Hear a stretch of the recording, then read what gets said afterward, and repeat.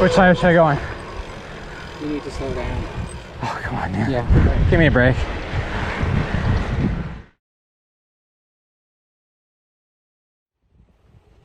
Thanks for joining. Today I'm going to be reviewing a 2020 S-Works Turbo Levo. Made by Specialized. S-Works is a top tier from the Levo line. They offer S-Works models in many different versions of the bike, which is typically an indicator of the highest tier, top tier model available as a complete bike from Specialized. Starting with a walk around, let's start up front. We've got the beautiful carbon frame painted in this dove gray color. It's a really unique color. Really have to see it in person to kind of get the depth of it. Changes in light, kind of has that common gray hue that we see in a lot of cars and vehicles these days. You can see the factory Fox 36 fork, which is Kashima coated, paired along with a nice SRAM braking system. It's got the RSC 4-piston brakes, both front and rear. Roval carbon wheels, Butcher tires, 2.6 up front and a 2.3 out in the back. As we start moving toward the back, you're going to see a little black emblem up top, or a little black panel. That's going to be the on-off switch, which we'll indicate here in just a few minutes. Just showing you how it turns on and off. Very simplistic yet functional design from Specialized. Going over to the bars, we've got, of course, the plus and minus, which is going to be changing your modes, and the little walking shoe button is going to be exactly that. It's a walk button. Again, get into that in a little bit. Rock shocks, reverb, AXS dropper post with the AXS system, so it's all wireless to adjust your dropper post. Really, really, really nice dropper post. Extremely sensitive too, so you can really do fine-tune adjustments. SRAM is doing all the other componentry on here, drivetrain, I should say. SRAM has been working with Specialized for some time, and this is the XX1 11-speed drivetrain, which is on this bike. On the rear shock, we've got, again, a Kashima coated Fox shock. It's the Fox Float Fox Float DPS, excuse me, in the back. Fox Float 36 on front, and again Kashima coated. Really nice. So thus far, I've been extremely happy with it. Component. Just a little view here. If we take a look at the SRAM side. Kind of going back, take a look at the cassette. Really nice setup here. I've got about 500 miles on it. I think the wear is impressively good for being such a lightweight system, lightweight chain, etc. So got to keep up on the chains, but otherwise everything's wearing very, very well. Get a nice view here with the sunlight. Really nice day. You get to see this as they call rocket red and the dove gray. It's a really beautiful combination. Again, if you can see one in person, I think it would be easy enough for most people. They do offer another black, basically flat black kind of color scheme, but I personally wasn't a fan of that as much as I was of this combo. As the RSC brakes coming from the other side. Ignore the little amount I have on there. That's for my onboard GPS, which you'll see in a moment when we jump on the bike and go from Garmin, but has nothing to do with Specialized. Taking a closer look here at the rear shock and the Kashima coating. Really nice, offer by Fox. Now, this model from Specialized is again, top tier, retails in the United States for $12,075. Pretty staggering number for a bicycle, and really for any bicycle, but definitely a hefty price point. As we go up and down this portion of the down tube, just keep eye of the fact there's no cutout in this frame. It's a solid, full, complete down tube. Does not have a massive hole or cutout covered in a rather, poor looking plastic cover that's painted to more or less match the rest of the color scheme on the bike. This is one solid down tube, still fully removable battery and fully serviceable motor, which is pretty rare for the current offering of e-bikes, but just keep eye on that. Something very important we'll touch on as we jump on and go for a ride and talk about some of the characteristics of the bike. The front fork on this bike, as we're taking another look, and kind of the suspension and geometry, the rider triangle. I think they Specialized did a really good job updating it over the years. They've made the overall geometry feel. Let's take a look real quick here at the power cycling. So this is turning it on. You're going to see indicator the battery level is full here, and it defaulted on 2 bars. So as you see, 1, 2, and 3. So 1, 2, and 3 bars shown. 1 bar shown would indicate your eco mode. 2 bars shown is going to indicate your trail mode, and 3 bars shown is going to indicate your turbo mode, all adjustable from the handlebar here. Plus and minus, of course, very, very simple. Plus is going to be increasing assistance, and minus would be decreasing assistance, but all modes are fully programmable. So in theory, you could reverse it if you really wanted to. In the stem, they've included a nice little toolkit, which fits most items on the bike should you need it, and stows away in the bicycle so you don't have to carry it in a pouch in your backpack. It's easy to access if you need it or if a friend needs it. So jumping on, really nice day. Today, got out on some of the local trails in the Southern California area, and got out for a little bit of a spin. So as we start pedaling, we're going to be hitting everything today from, as you can see, some really open 2-track fire road type of roads to some hill climbs onto the asphalt, going down toward the water today, to kind of just talk about this bike and some of its factors, and kind of get in a review from an owner standpoint myself. And you get a nice little view. I guess the camera angle wasn't quite perfect today, so you get to take a look at my beautiful legs. Apologize for that. I tried not to let it hurt your eyes. So what was really important for me coming out of this segment, and the reason I've gone for an e-bike, I've been an avid mountain biker. I even road bike a lot. Anything I can do to train, spend time on 2 wheels when I'm not road racing and when I can't go ride my dirt bike. This is relatively close to home, and it gives me the ability to do it right after work or in a moment's notice, like today, where I decided, hey, let me get out to be able to get a review going on this bike and some content, something I've been wanting to do since I got it. And I've owned the bike only for a short while, probably about maybe 3-4 months, and I've put about 500 miles or so on it thus far. Now, when I was looking at e-bikes, and my last e-bike that I dabbled in was in 2016, so it's been some time, and I wasn't really a big fan of e-bikes back then, not because I'm against e-bikes anyway. I'm a massive fan of e-bikes, but just because I didn't feel that they were quite there for me and what I was looking for. So over the years, with a lot of my friends who are, both within the industry, and I've got a chance to ride pretty much, I'd say, most of the competition out there. Some of those bikes being, say, the Intense Taser, Pivot Shuttle, Giant Rain, YT Decoy, and then obviously the Levo, which we're on. And getting a chance to ride all those bikes, putting them in the places, in the trails that I would be riding, getting an opportunity to really see what it would be like without the pressure of being, in a dealer or riding it in a parking lot, doing it in a demo situation, which is really nice. I always encourage you guys, whether you want to listen to my review and take or heed my advice or find out for yourself, go find a demo day. I know that with situation going on now, those are going to be probably a little harder to come across.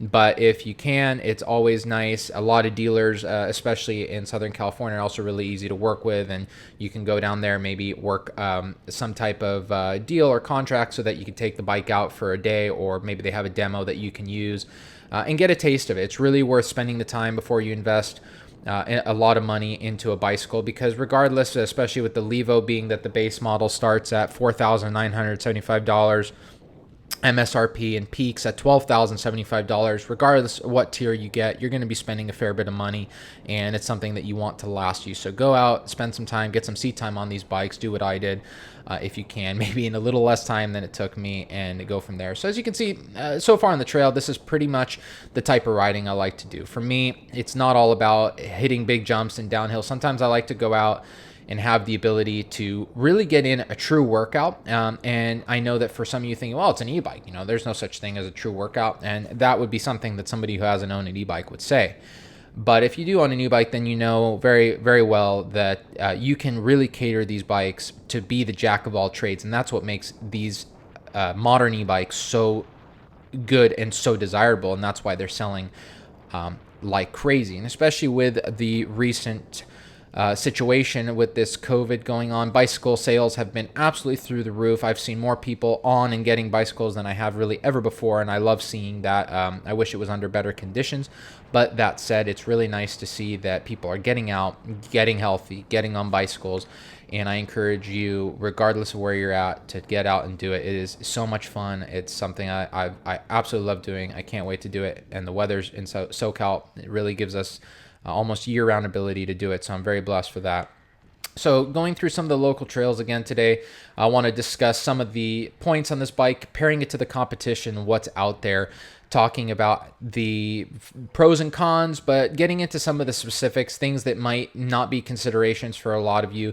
But again, my history is coming off of a lot of road racing, street bikes in other words, and coming from that angle, as well as dirt biking. I love enduro riding, big fan of the European type of riding and racing, MXGP, and all the enduro stuff. It's just absolutely what I love. So when I can, I want to spend as much time on two wheels. And in SoCal, road racing tracks are not easy to just get on and ride and have available, but mountain biking is. So it's a great way to cross train, spend time, and just keep seat time and keep yourself moving. So starting off, let's just start talking about, I guess, the base of the S-Works and why so far I made the choice to go with the S-Works trim. So I got an opportunity, like I said, to ride a lot of the varying bikes. You've got starting the base Levo.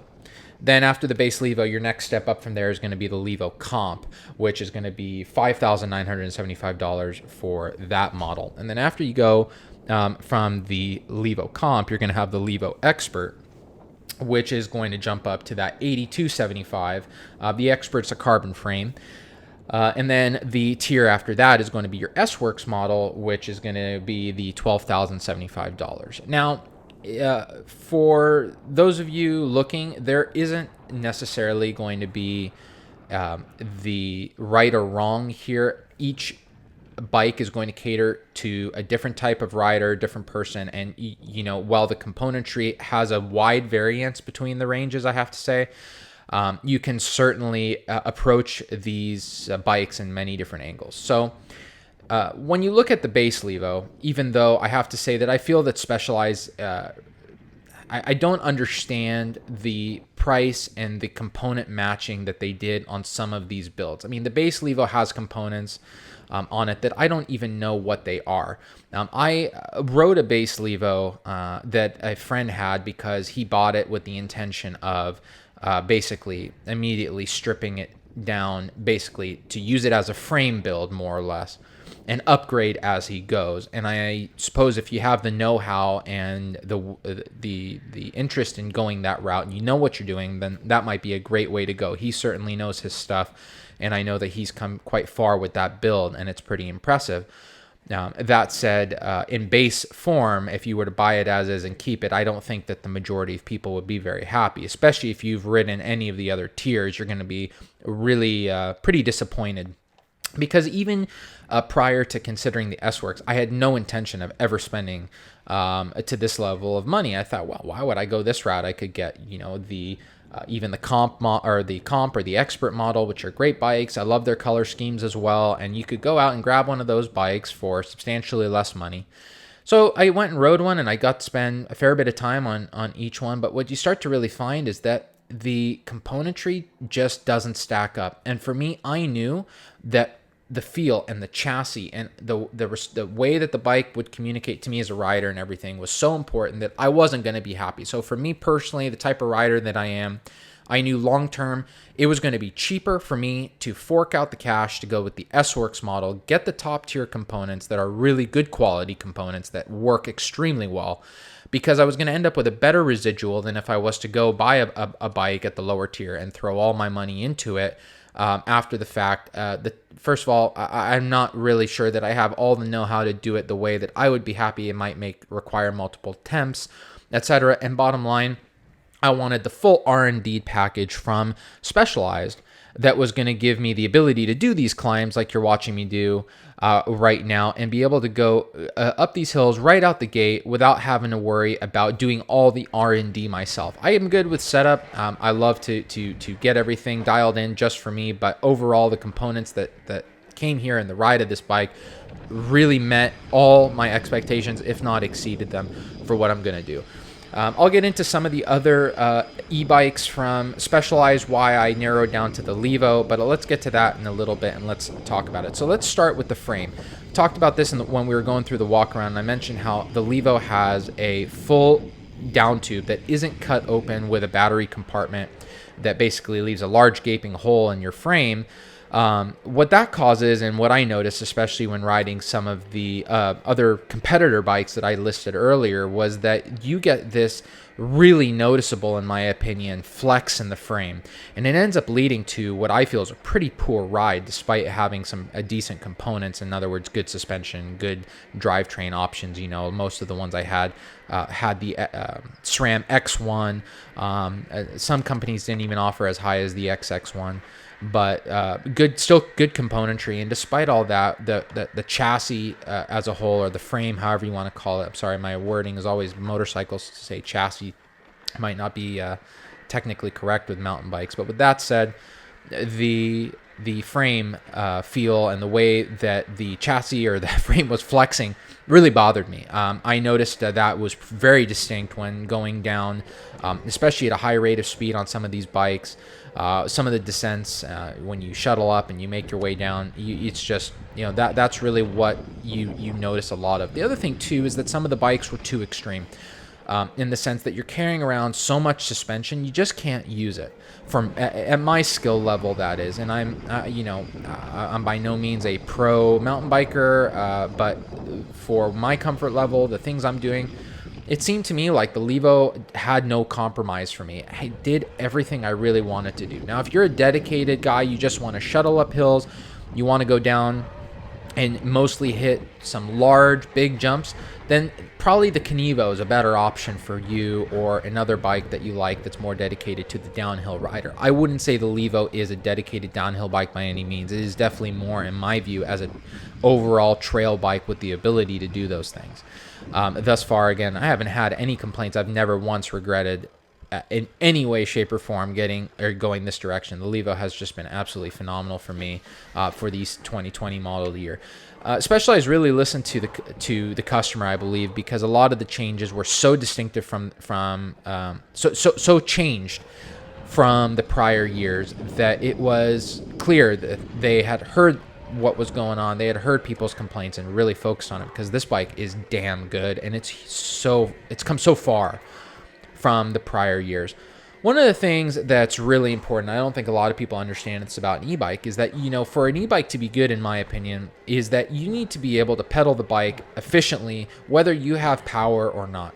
And on some of the older and some of the other options out there, one of the things that I didn't like was that if I was to turn off the motor on the bike and I wanted to go pedal, aside from being a heavier bike, obviously, I wanted to be able to pedal the bike and feel like I was able to get that efficiency and that movement out of the bike, and be able to use it like a normal bike if I wanted to, or if I ran out of battery. The fact that I wasn't going to be absolutely just wanting to, call in a helicopter to rescue me because the bike was so miserable to pedal back, assuming I might run out. And again, this is one of the big factors on this bike, the ability to just turn off that motor.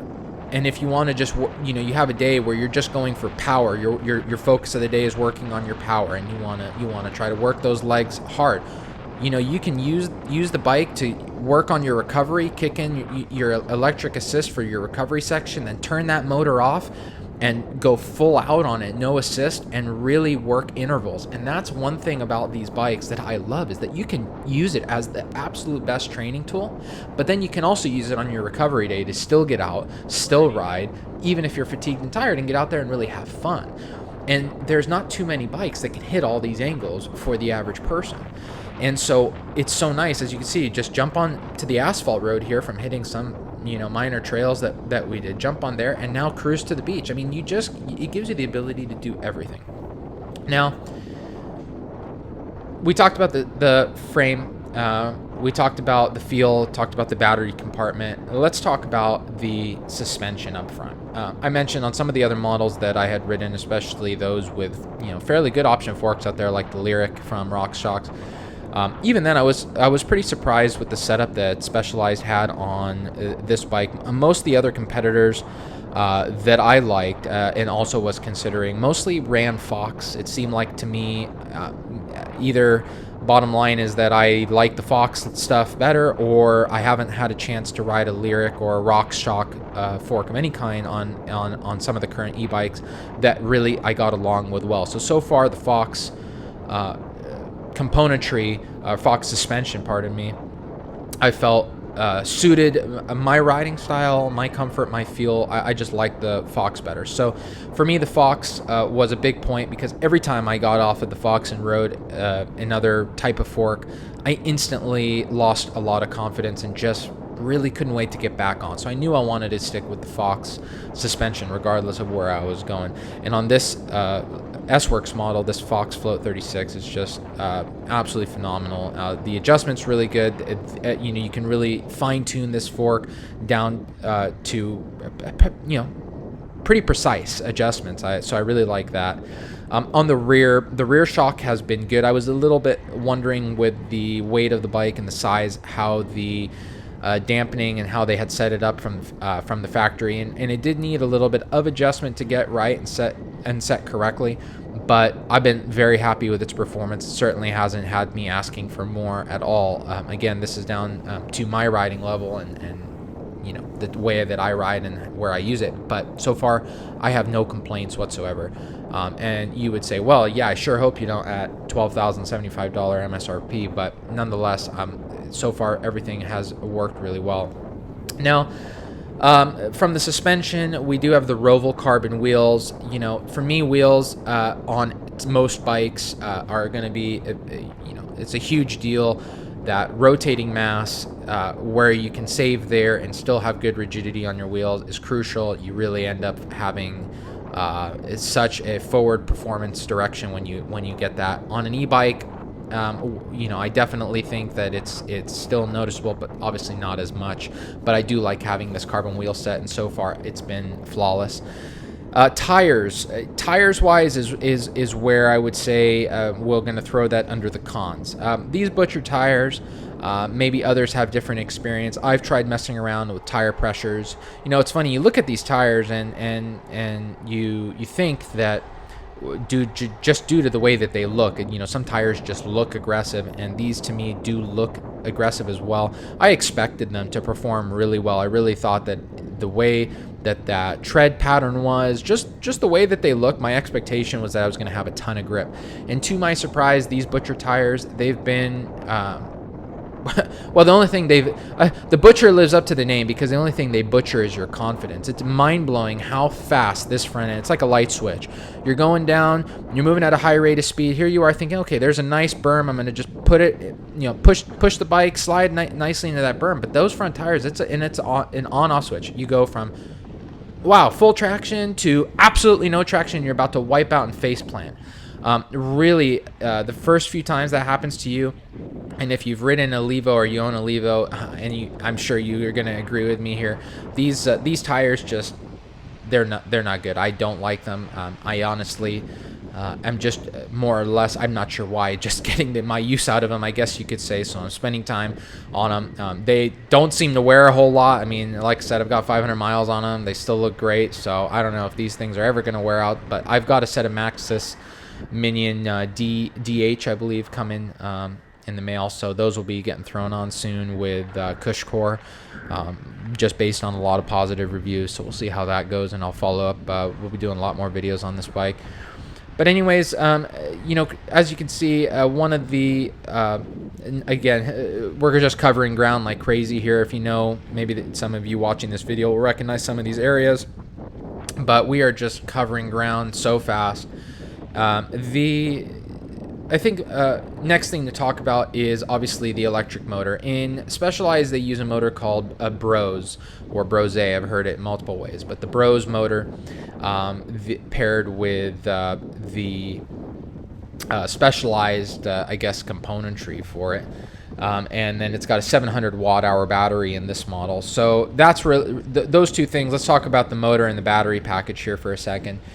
By far, this is, in my opinion, unquestionably the best available kind of motor battery combination out there. There are more powerful motors available. There are bigger batteries available, however, not that I'm aware of to be internal in the frame. There's a lot of bikes like, say, High Bike, who have more of the externally mounted larger batteries available. I'm not really comparing to those, mostly because I don't feel that they fall within the same segment, in my personal opinion. In terms of maybe we could look at it more as a Canovo, but I know other people do cross-shop them, so I'm going to mention it anyways. I feel that overall, when you're comparing, what's important to me when I was looking at it is, especially if you've ridden older e-bikes, one of the biggest, most frustrating things is when you come off of a regular mountain bike and you're just looking to transition to an e-bike, you get on an e-bike and all of a sudden you feel that it's become extremely unnatural. The way the power comes on, it's the way it surges, the way that you feel you have to predict your pedaling. So you're coming to a corner and you feel like, okay, should I start pedaling maybe just before the corner, just after, because every bike engages or disengages differently. And over the years, all the companies have worked hard to create this in utter smoothness, to the point that really an e-bike and a regular bike really don't differentiate in feel at all. And I feel that so far from the bikes I've ridden, it, again, with me and a very sensitive person in terms of feel, again, to me, the Specialized, especially with the ability using the Mission Control app, the ability to fine-tune each mode, which I'll talk about in just a second, really allows you to create this seamless transition between on and off pedaling, between shifting while you're going up hills and down hills, the ability to really have no lag when coming off of pedaling. So while you're pedaling, then you stop. The ability to, the ability to go from your regular bike to the e-bike and feel that there's really not much different other than when you need it. You have a lot more assistance and you can cover potentially a lot more ground without the same, or with the same amount of fatigue. But don't be fooled that it's not like you'll ride an e-bike in the most powerful mode, regardless of the make or model, and not, of course, know that you've got a motor there. But in most cases, especially when pedaling in the most realistic modes, I would say eco mode or trail mode, most of the time you really hear, which after the first ride, the noise more or less gets toned out. I just sometimes just don't even know it's on or it's pedaling. Really, if you climb a hill and you're working the motor, then naturally you're going to hear it more. But for most cases, I mean, I still get people asking me, "Is that an e-bike?" When you pass them, they just most of the time they don't know, which I actually quite like. I really don't care for having this loud motor screaming, "Look at me!" or I don't know. I like to have the more understated type of bike, or I like the more understated noise, if that makes any sense. So for me, the Levo definitely hits on that, and then some of the others do as well. But this is by far the best package. Let's talk about the modes and battery life as well. So we showed in the walk around the three modes available, and you have Eco, Trail, and Turbo.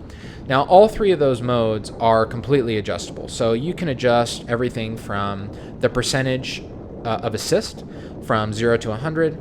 You can adjust the way that the power comes on from 0 to 100 as well, so you can determine how aggressive you want the power to come on, and you can really fine-tune that to the point that you can have the bike come on with even a slight delay, so that you're pedaling completely unassisted if you want for longer than I'd say most would want. You can essentially fine-tune this to meet, I would say, anybody's or most anybody's desire in terms of how they want their bike to feel.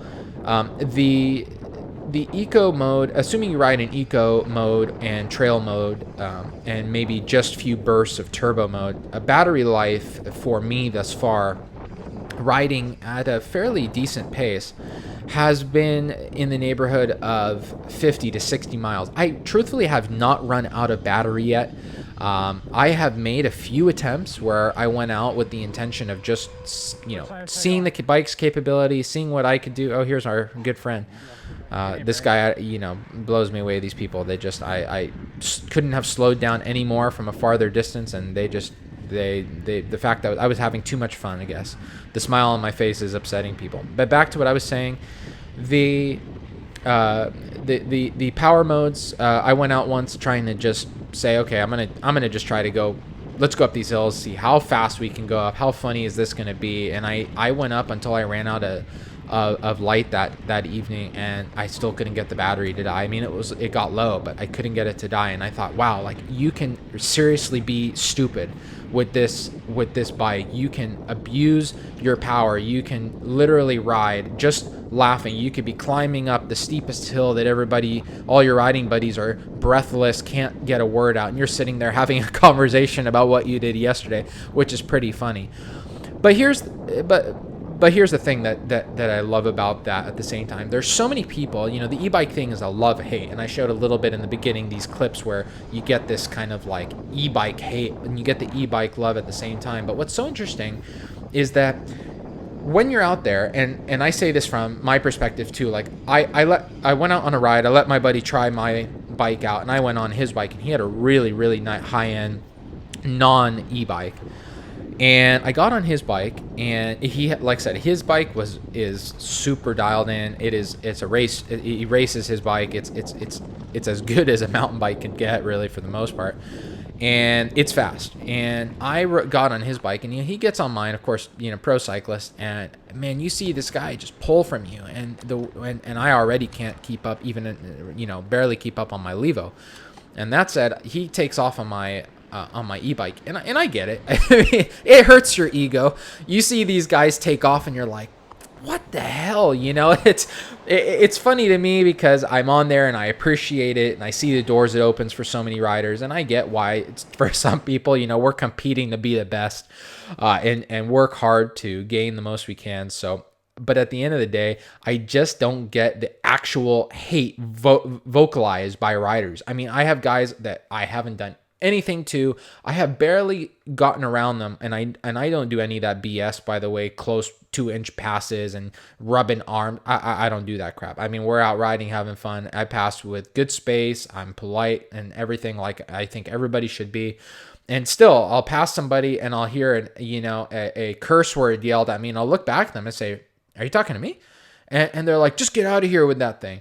I'm just like, wow, okay. It's like triggered apparently by an e-bike. But let me tell you, when you see the amount of people, and I'll give you a perfect example. So we did a ride with a few good friends of mine. Again, all guys on non-e-bikes except me.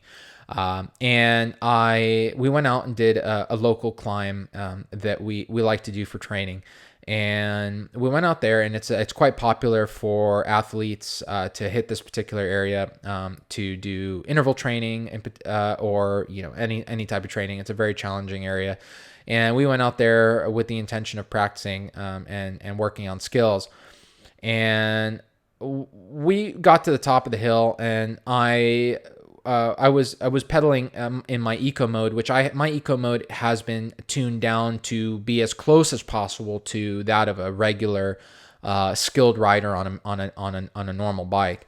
And so for me, in most cases, I'm working really hard. When they're sweating, I'm sweating because I'm just not in their shape. I'm nowhere near the I guess the level of a cyclist that they are. So for me, this bike just gives me the opportunity to be able to go out, ride with these guys, and be able to join them on rides that otherwise I would either be the anchor on or unable to. I guess unable to join on them with.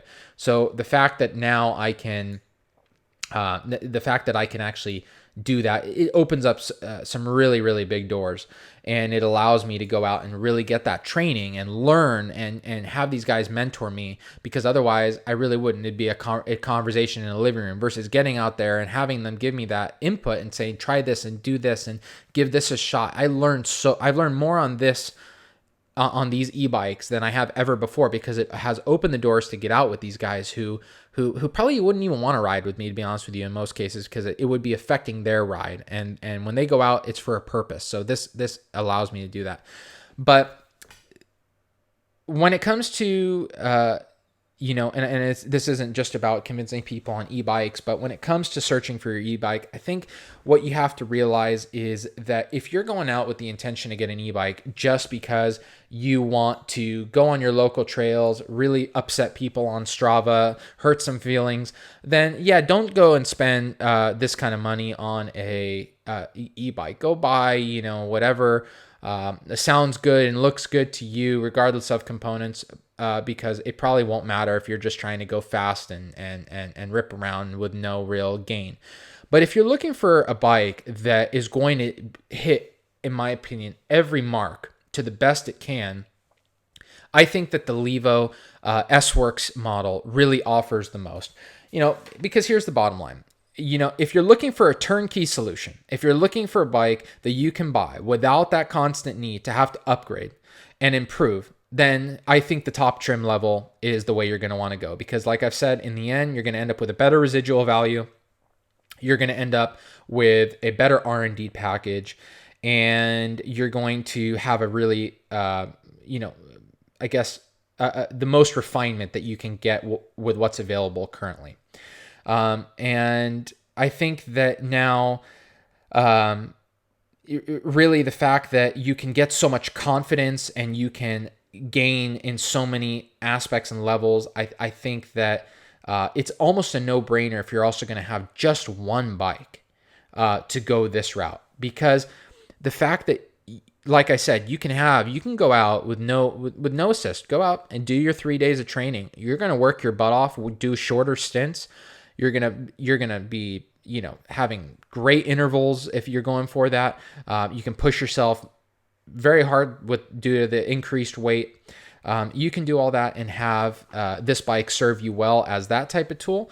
Then on the flip coin, you can go out with some assistance and have a nice recovery day. You can go out on these group rides. You can do massive climbs, and you can cover more ground in more fun. The other thing I have to admit is that coming off of powered machines, from dirt bikes to street bikes, there's something to be said about being able to pedal at that fast, high cadence, but also be able to be moving at a quick speed. Because for me, going 5-6 miles an hour can get really boring for me. I like to go at a fairly decent speed.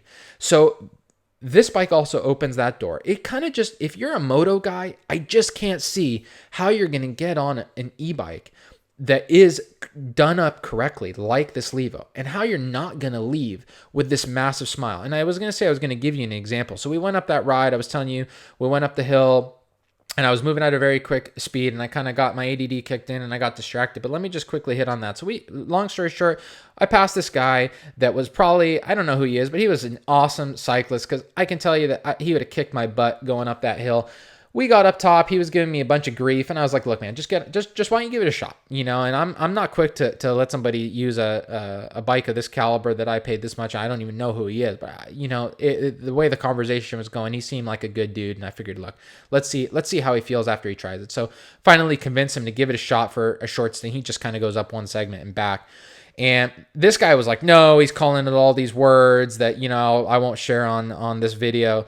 And I was like, look, just give it a shot. Just try it out. So he throws a leg over it, and I'm not making this up. He goes and he comes back, and next thing you know, he has 100 questions. So tell me about this and tell me about that. And, I'm interested on this. And I'm not making fun of the guy. It made me so happy, because it spoke for itself. He got on this bike, and this guy's on, some $15,000 full out build, mountain bike that races everything under the sun. And he gets on this bike, and he's just like, wow. Basically he wants to know all the things about it. He wants more information. And I bet you he already bought a bike. I bet you it's in his garage. He's probably watching this video and laughing. But I got to tell you, there's yet to be one person who, and by the way, if you see me on the trail and you cuss me out, don't worry. I'm just going to laugh, because I'm having so much fun that when I see you at the top, if you make it there, we'll have a conversation. And if you really are interested, you might even convince me to let you try it out, because it is that good. There are so many good bikes in the segment too. And by the way, I love the competition. I love all these other manufacturers making these e-bikes, and they've come so far, all of them. But I think that when you're looking at the whole package, the Levo is unbeatable. But look, it's not all say, you know, perfect. Let's talk about some of the negatives here before we get to the end of phase one of the first video of the Levo here. But I think that there are some issues. So, you know, let's talk about failures. What happens? You know, do motors fail on these bikes? Yes. Will they continue to fail? Yes. And why do I say that way? Because it seems to me, regardless of the brand, regardless of what it is, that the e-bike and bike market seems to be okay producing stuff that just doesn't last. I guess the only way to put it, and meaning that when you're looking at an e-bike, the ride isn't just what's important. But, you know, here's the thing. I could go buy. I have no ties to anybody. I could have bought any make, model, any brand e-bike I wanted. It didn't matter which way I wanted to go. If I wanted to go with Specialized, if I wanted to go with Intense, I had to go to whatever dealer had it, and I'd buy what I wanted. There was nothing dragging me one way or the other.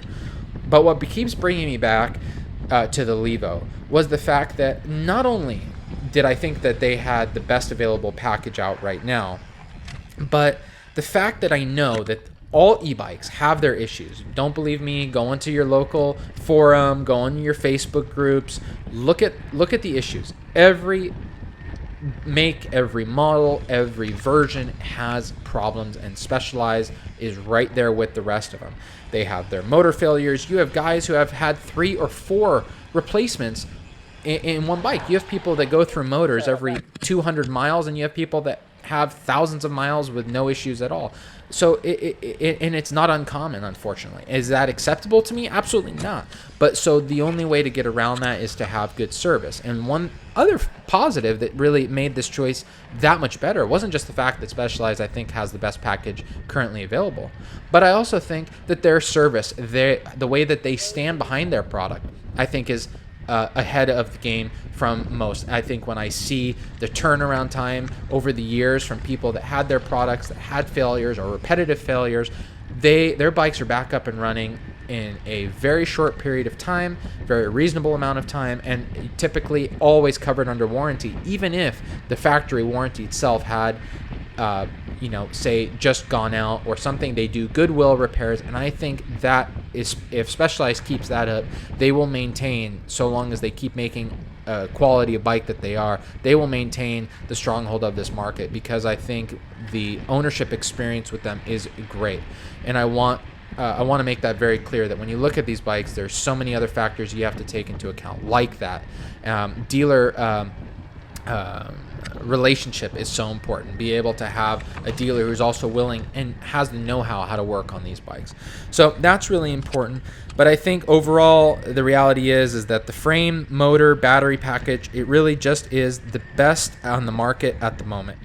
And it seems to me that given the available options out there, the manufacturers have been trying. It looks like they're putting in a ton of effort with how much I've seen the e-bike segment build from components, power, battery. Everything is improving. It's going to continue improving year by year for sure.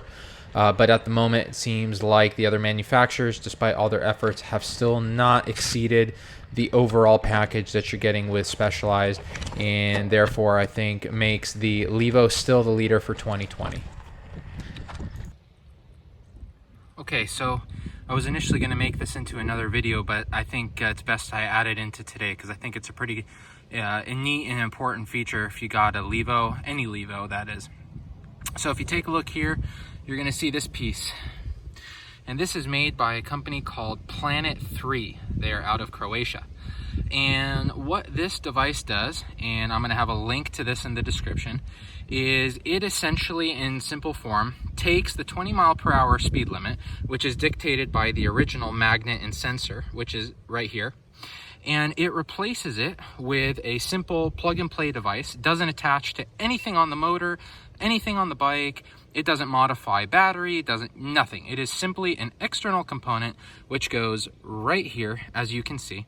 And what that does is it has a little device inside that essentially goes 3 times slower than normal. And what that does is it tricks the bike into thinking that you're going 3 times slower, thus allowing you to exceed that 20 mile per hour stupid limit, which is on the bike, and essentially lets you pedal as the bike was originally intended. Again, link in the description below for this. It's an unbelievably good product. 500 miles, not a flaw. It's improved every aspect of riding on the bike, and it looks pretty damn good too. The nice part is you can pull it off and revert to stock in about 15 minutes, and you're back to where you started. So super easy, super fun, and click the link below. I hope you liked this video. If you did, give it a thumbs up. If you have any questions or anything you want to ask, feel free to post it in the comments. And please subscribe for more videos coming soon. Thanks again.